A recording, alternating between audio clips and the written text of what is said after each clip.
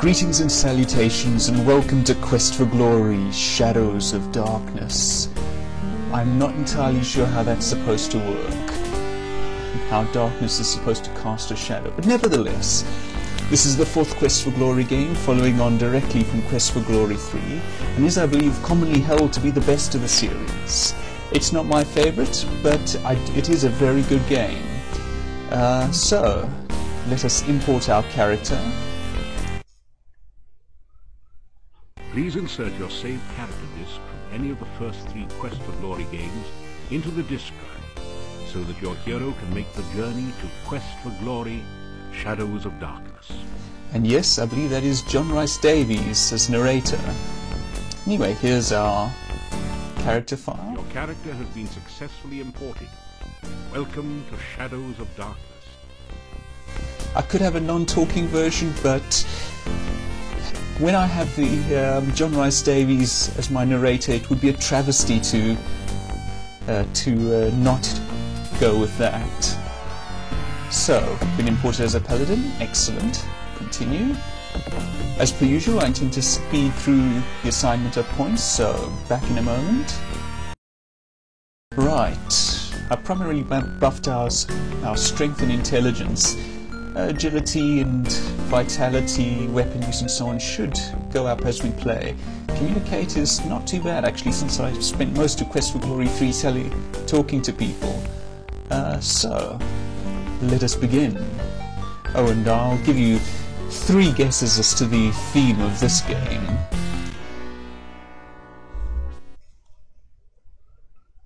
You awaken from nightmares of flying and falling. You find yourself in this strange place, the only illumination, an eerie green glow. You've lost your weapons and the contents of your backpack somewhere during the journey. All you have are the clothes and armor on your back. This leaves you with 4 burning questions. Where are you? How did you get here? Who brought you here? And how in blazes can you get out of here? No, make that 5 burning questions. What city did your luggage end up in this time? Yep, remember all that cool stuff that we had, all that money we had amassed, and Soulforge, our paladin sword? Yep. Not a stitch of that left. We have plate mail armor, which we picked up somewhere, and oh, we apparently do have 1 crown, which is the local currency. I don't know where we picked that up, but there it is. I do love that look cursor, look at that. Now, animated hand, animated mouth with pointy teeth, and animated feet. If I recall correctly, the Windows version didn't have these cool little animations, and I'm currently playing the DOS version through DOSBox. Alright, make a couple of adjustments here. First of all, turn the volume to a slightly saner level. The skill all the way up, detail all the way up. You might notice this arcade option. You can switch between arcade and strategy. We'll see this when we come to combat. Simply put, Quest for Glory 4 made quite a radical departure from its predecessors in terms of combat, and it was one of the reasons that I wasn't a huge, one of the reasons that I don't hold Quest for Glory 4 quite as high as some others, I believe. Still, I'm open to retrying it, and I suspect that I'll enjoy it a bit more now. The deteriorated corpse has grown part-way into the cave wall. Lovely. This is some kind of altar to the Dark One. Who? The top is covered with sand. Torch holders flank the altar to provide light for nameless rites and unspeakable rituals. I don't think we've been told yet who the Dark One is. I mean, is this common knowledge in the setting? You are in a large cave, dimly lit by glowing lichen on the walls. Strange, irregular outcroppings of stone grow from the ground, looking like the skeleton of some enormous beast. Yeah. Here and there, petrified human bodies seem to grow half in, half out of the floor and walls. As I said, lovely. It's a rotted, ancient corpse, half buried in the cave wall. I do love that narration. That is one of my favourite things about this game. Anyway, this... You take the torch. Aha!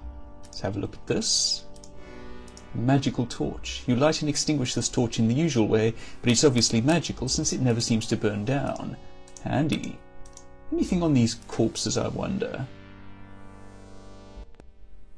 You find 30 assorted copper and gold coins on the body.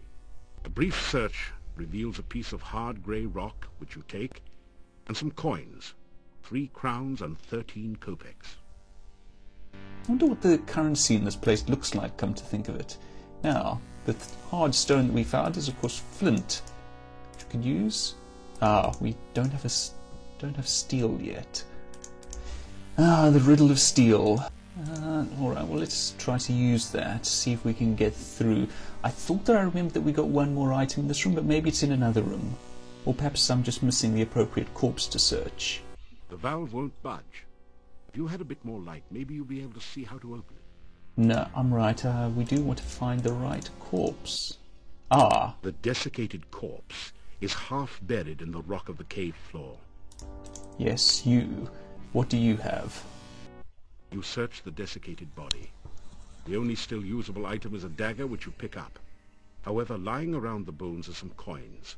5 golden coins. Each have a crown stamped onto them. And 13 small copper coins, each stamped 1 kopeck. Ah, that's what I was looking for. The dagger, that is. So, this is our first weapon. We can create a spark, which means we can strike a spark with the flint and dagger to light the torch. And suddenly we have light. Now, let's try using the dagger on the door. You force the sphincter open with your dagger and pass through. This is another nice room. You've made it into a large chamber. Stone valves, like the one you just passed through, apparently block 3 other passageways. There is a huge stone altar in the center of the room, and an exit to the south. There's some lovely art in this game. The corpse has long since decayed into a dry husk, but his shield seems to be in pretty good condition. Lying next to the dead warrior are a battered sword and a coin pouch. Ah, sounds useful to us as a paladin. Especially since we lost Soulforge. Gratefully retrieve the shield and battered sword from the dead warrior. You hope that they will serve you better than they did their last owner. These 3 doors we won't be getting through just yet, I believe. Good, so we have a sword and shield. Aha! Combat, I believe. As you approach the exit, you are confronted by 2 flying creatures. They have bat wings and spider-like bodies. Alright, let's see how I do in combat. Ooh! As you can see, very different. I don't remember how to... There's our spells. How do I attack? How do I attack? Oh, there we go. Right click, okay. Come on, come down here, you lot. I think I'm out of stamina. I should go back to the manual and see just how I'm supposed to fight here. Ah, got you. There's 1 down. Ah, got you. Okay. In a bitter battle, you are better than the badders. Yep, that's really what they're called because this is Quest for Glory. Butt too. Because this is Quest for Glory. The badders thing, not the rear end thing. If you see my mouse jerk around a bit, like that, my apologies, I think my batteries are going. Give me a moment, I will be back. I want to check the manual and change out these batteries. Right, new batteries, and I've just had a quick look at the manual regarding combat. I think I get it. It's going to call for some practice, but I think I follow how it works. Something deadly lies in wait nearby. I think that's our paladin skills kicking in. You can see the entrance to a large cave at the bottom of the pit. You catch an occasional glimpse of a horrid, multi-tentacled monster just inside the cave. You may have picked up on the horror theming of this game. Ooh, if I put the mouse there, it actually looks like a whole eye. There you go. Oh no, staring at you. Yeah. Anyway, as I was saying, there are also some Lovecraftian elements to this. these are some of my favourite things in this game. Well, I very much like those elements. No, you know what? These are some of my favourite elements of this game.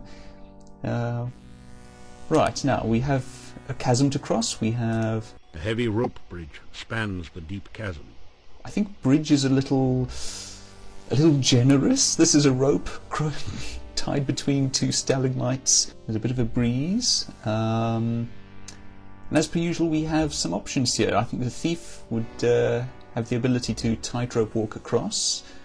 I'm not sure what this... I imagine the standard fighter way would be some sort of leap or jump, but we don't have to do that. We can levitate.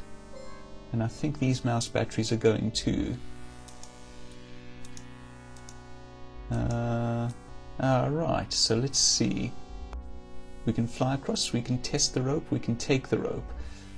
I imagine that this means basically levitating and drawing ourselves along. Sounds like a good idea. It would be nice work if you could get it, but you don't know a flying spell. The best you can do is to levitate, but that just takes you up and down, unless you can find a way to let the wind help you. I was thinking of letting the rope help me, but oh well. Maybe I lack an item to do this as a wizard. Yes, I suspect I would have gotten a different item from the corpse in the room from which we just came. Okay, in that case, we have but one solution, I think, which is to cross hand over hand.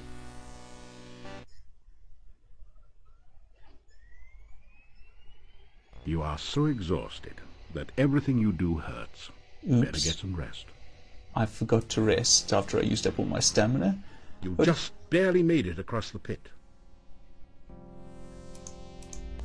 Interesting looking fellow down there. Okay, let me rest a moment. After some rest, you feel worse than before. Thanks to being poisoned. Now if I still had those poison cure pills... Oh well. Let's get out of here, shall we? We shall. And who is this? You slip through the mouth of the cave, just in time to avoid being crushed by its closing jaws. As the cave mouth closes behind you, you feel a strange warning tingle. There is danger here, although its source is not immediately clear. That could be a couple of things, I believe. You, stranger who is outside the Eldritch Cave, convenient. You are alive! Only one person has ever walked away from there before. Who are you? How did you get here? Oh, there are so many questions I want to ask you, but I have to get home quickly. It is so dangerous out at night in Mordavia. That voice The acting. town is due north of here. Be careful. There are many bad things wandering around. Good luck. Oh, by the way, my name is Katrina. I hope we meet again sometime. Farewell. Oh, we'll be seeing Katrina again, worry not. There is some nice voice acting in this game. But in the meanwhile, what is this? Farewell. Excuse me? Farewell. I think a file was corrupted, or I think we got the wrong file there. I should mention perhaps that I'm using a non-official patch with this version, which should hopefully cure some rather nasty bugs. But, oh well. Farewell. Okay. In the form of a huge carved droplet. Now that one works. Droplet. In the form of a huge droplet. Okay. I think we have a bit of a voice problem. Hopefully it's just in this area. Nope. Hold on. I'm going to quit and restart. And reload. Back in a moment. Right, we're back. Let's see. This is the symbol of blood in the form... The cloud droplet. The cloud... Yeah, I don't know what's going on with the voice samples here. Hopefully it'll improve in other areas of the game. Maybe it's just in the starting area. Speaking of the voices, though, by the way, I believe that Katrina there was voiced by Jennifer Hale. I believe it was her first dialogue part. You know, I'm not hearing my CD spin up. Let me try something quickly. A pool of sticky, greasy-looking slime dominates this area below the cave. A stream of slimy goo oozes down the right side, and goo dripping on the path makes it slimy and treacherous as well. Ah, okay. Looks like the problem is something to do with my CD-ROM drive. For some reason it stopped accessing the CD-ROM drive, as though the drive had gone to sleep or something. Anyway, let's continue. We now know what to do if that happens again. Okay, well, let's save. And venture the slippery pathway.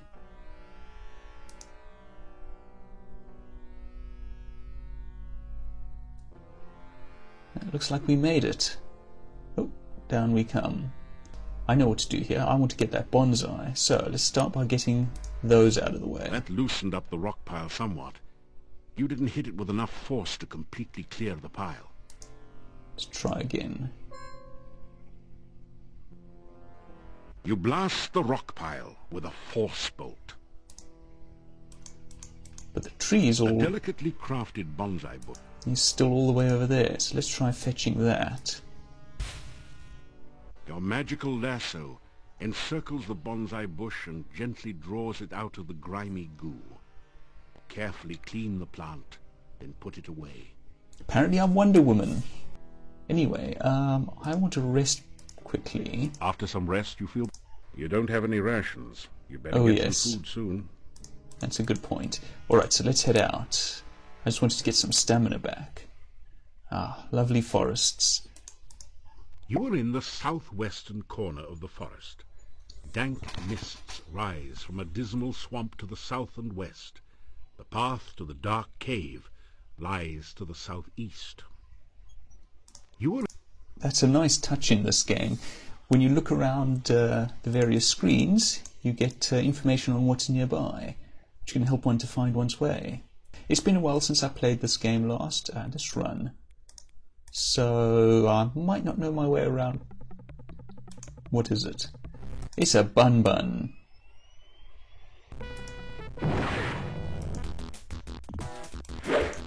Yep, I'm fighting a bunny. Ah, ooh, a vicious bunny.